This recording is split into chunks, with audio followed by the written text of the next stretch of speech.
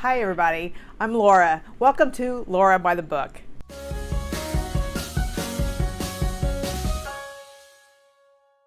I thought today I would do something a little bit different. I've not been on YouTube very long and I've only posted a few videos, and I've noticed that some of the videos are pretty esoteric in the books that I'm talking about, and it doesn't really accurately reflect who I am as a reader. So I thought I would take a few videos over the next couple of weeks to kind of show you who I really am as a reader, the kinds of things I'm interested in, and that would maybe help you get to know me a little bit better.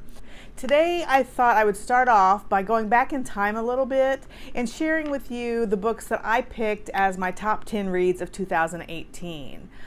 Every year for the last several years, at the end of the calendar year, I sit down with a list of all the books that I've read for that year and go over it. I check to see what have I rated the highest, and then of those I rank those and come up with the top 10 so that I can know exactly what my favorites were. And this is completely subjective. It's not related to what anybody else thinks. It's just how I feel at the end of the year about what I've read that year. And I think that in looking at this list, it kind of more accurately reflects the reader that I am and my interests, and that way you'll get to know me a little bit better. In the past several years, I have set a Goodreads challenge for myself every year of the number of books that I plan to read that year. Last year, in 2018, I had set a goal to read 30 books, and I actually finished the year reading 37, so I exceeded my goal. Of those 37 books, these are the top 10 as far as I'm concerned. For all 10 of the books on my list, I gave them 5 stars. I had more than 10 5 stars for the year, and what I did is narrowed down the ones that were the best 5 stars. So these are really the best of the best. So I do most of my reading through my library, so I don't have any of these books anymore, so I'm just going to insert a picture up here of each book so that you'll know which ones I'm talking about. Number 10 is The Great Reckoning by Louise Penny. Now, Louise Penny is one of those authors that I will read anything by her. She writes the Inspector Gamache series, and The Great Reckoning is number 12 in the series. There are 14 so far, and number 15 is scheduled to come out, I believe, in August of this year. In this series, we follow Inspector Gamache, who works in Montreal at the Sûreté du Québec, and along with his assistant Jean-Guy Beauvoir, and they solve mysteries around Montreal.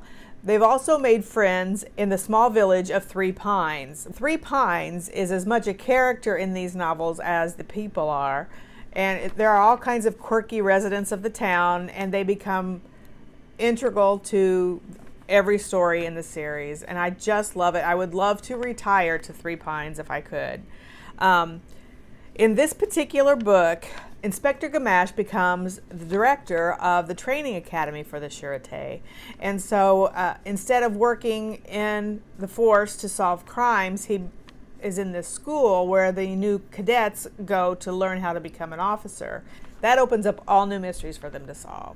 Number 9, When They Call You a Terrorist, a Black Lives Matter memoir by Patrice Concolors and Asha Bendel. A main reason that I read is so that I can experience the world through other people's eyes. Because of reading, I can travel all over the world and encounter all kinds of other people that I wouldn't meet in my everyday life living in the Midwest.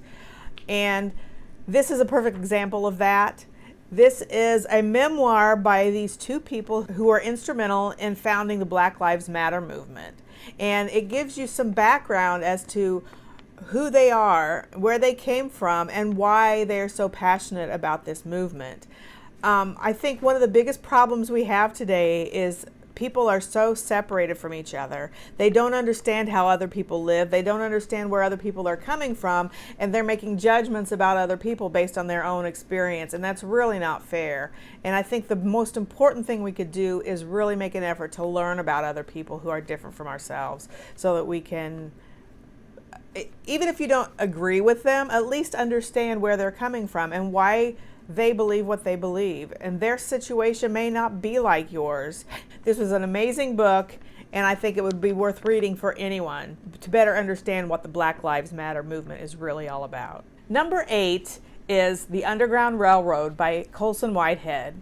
This book, it takes the idea of the Underground Railroad, which is from the Civil War, which was the idea of the secret route that they used to help the slaves escape from the South to the North. The underground referred to the fact that it was secret, but in this novel, Colson Whitehead takes that underground and makes it literal. And so this is a fantasy where there is an actual underground railroad that takes the slaves through the different stops up to the North to help them escape from slavery.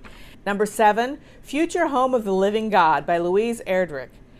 I've read several of Louise Erdrich's books, and they're always very captivating. In this book, it's kind of a dystopian future, and there's a fantasy element to it because basically evolution is reversing.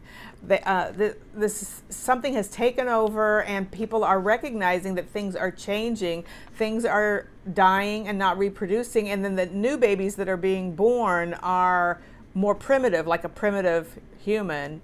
And so people are panicking, as you can imagine. Our main character was an Ojibwe girl who was adopted by a white family, and then when this novel takes place and things are falling apart, she also is pregnant, and because she's concerned about the future of her child, she escapes to the Ojibwe reservation where she meets up with her birth mother to help her deal with what's happening. It's very chilling.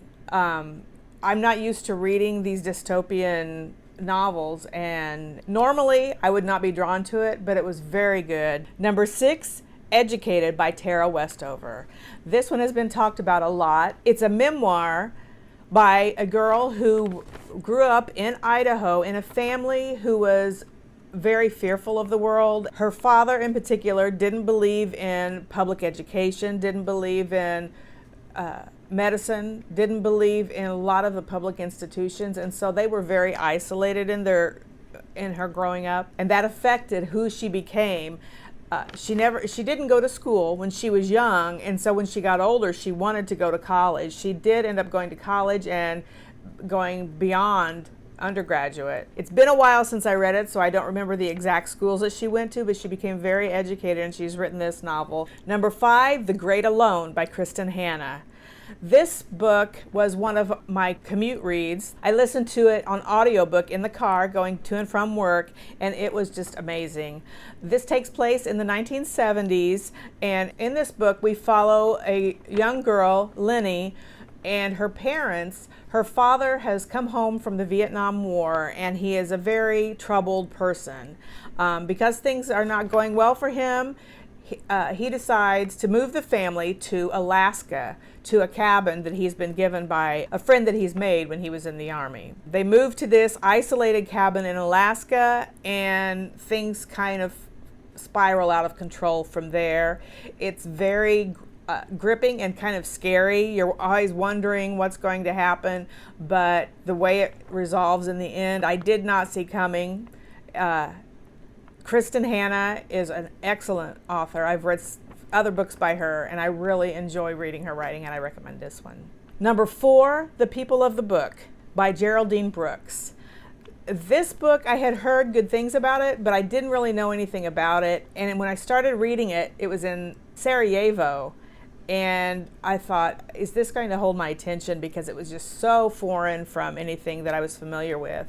And I was so pleased that it did. I got to the point where I couldn't put it down. This is the story of the Sarajevo Haggadah, which I guess is a real thing. It is one of the ancient Jewish texts, one of the first to incorporate illustrations. And this is the story of an archivist who is on the trail of restoring it for a museum. And she basically, as she's learning about it, we go back through different times in history where this book, because it was an important relic of the Jewish people, and because the Jewish people were targeted several different times throughout history, this book had to be hidden And so it had several different twists and turns throughout its history to finally make it to the modern era. And it was just so fascinating. And I think one of the best things about it is that I was able to learn about this part of a culture that I never even knew about. And it was really amazing, and it was very well written.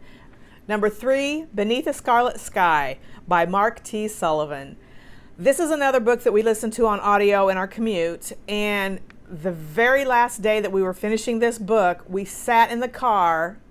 We didn't want to get out in the driveway because we wanted to hear what happened. We finally did get out, go inside the house, and sat at the kitchen table and listened to it on our phone until we got to the end of it because we just couldn't stop listening. It was so amazing. This was recommended to us by our son, who had listened to the audiobook and thought it was just amazing. This is the story of Pino Lella, who was in Milan, Italy in World War II, and basically he was just this young guy, and he got swept up into what was happening with Mussolini and Hitler, and basically he ended up becoming a hero of World War II. Number 2, Little Fires Everywhere by Celeste Ng. This story takes place in Shaker Heights, Ohio, and it's the story of 2 families that are very different. In this community, there is a very strict understanding of doing what you're supposed to do, following the rules, and there's one family who has always been very good about that. There's another family that they have a completely different way of living. They're very impulsive and kind of fly by the seat of your pants.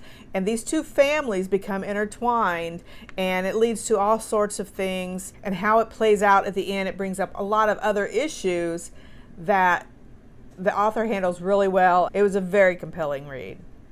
And now we're at number 1, my favorite read of 2018, and that is The Heart's Invisible Furies by John Boyne. This book, oh my gosh, it's a fairly thick book, and I believe it's the first book I ever read by John Boyne, and now I am sold and I want to go back and try out his backlist. This is a story of Cyril Avery, who was a boy who was born in Ireland, and it was after World War II, either the late 40s or early 50s, I don't remember which. And basically, throughout this book, we follow his life from the time before he was born all the way through to the end of his life. And he is a young man who realizes he's gay in Ireland, and that's a real problem at the time. This is not a welcoming place for gay men, especially at that time. And what he goes through and the people that he encounters that become part of his life, it's just so touching. And there were times, Boyne's writing was so, at times, funny, to the point where I was literally laughing out loud at the way he phrased. There was one scene where he and some friends were at, I think it was when they were in school, teenagers, and they went to this pub and they were sitting around a table, and the writing of the conversation was just so funny with a dry wit that really resonated with me. I just couldn't help but laugh. I thought, this is a real gift. And then at the end of the book, when we find out the culmination of the things that have happened to him in his life, I was weeping. I was in bed finishing the book, and I just had tears pouring down my cheeks. It was so moving. And as soon as I finished it, I thought, this is it. This is the best book that I've read this year. And it may be one of the best books I've read in several years. I just love John Boyne, and I love The Heart's Invisible Furies. So I highly recommend it. All right, so those are the top 10 reads for me in 2018. And I look forward to hearing from you. If you've read any of these, if you have any opinions, let me know. I want to hear what other people think. Also, what did you read in 2018 that was your favorite? Or in other years, too. What is your favorite book? Let me know. If you like this video, please like and comment and subscribe if you want. I'd love to have you come join me again. I'll be talking about some other quirks of my reading life in some other videos, so check them out. I'll see you later. Bye.